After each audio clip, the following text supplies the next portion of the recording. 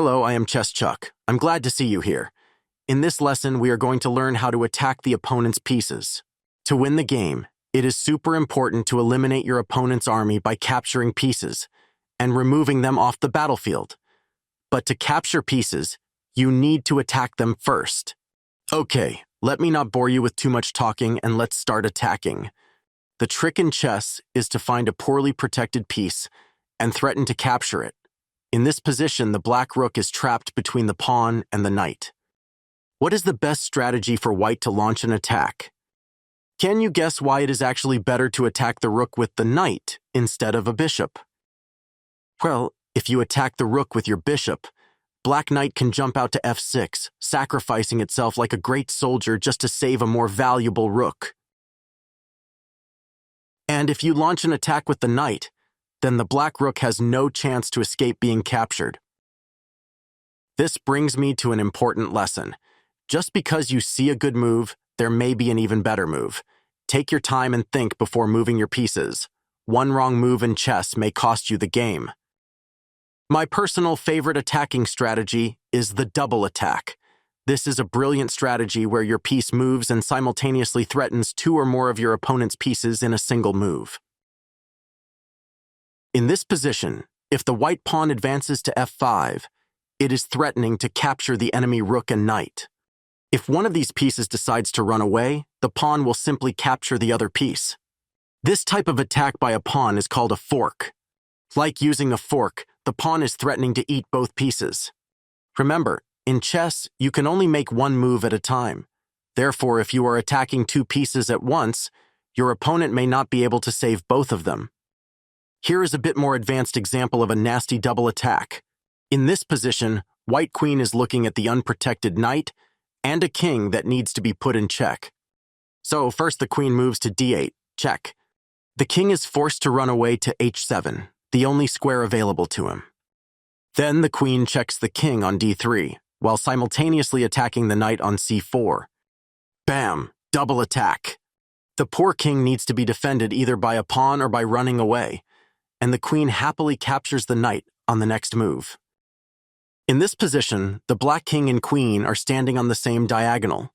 This gives the white bishop a great idea. The bishop decides to move to g6, and like marshmallows on a skewer, the black king and queen wind up under the bishop's attack. Black has no choice but to run away from check, and the bishop triumphantly captures the black queen, winning 9 points. This type of a double attack is actually called a skewer. Here is another example of a skewer. By moving to b7, the white rook is skewering the black bishop and the black king. Another chess term for this type of an attack is a pin. The bishop cannot move away because it cannot leave his king unprotected from the rook. Therefore, no matter where black king moves, the white rook will capture the black bishop on the next move. Let's move on to another type of attack called discovered attack. Check out this position.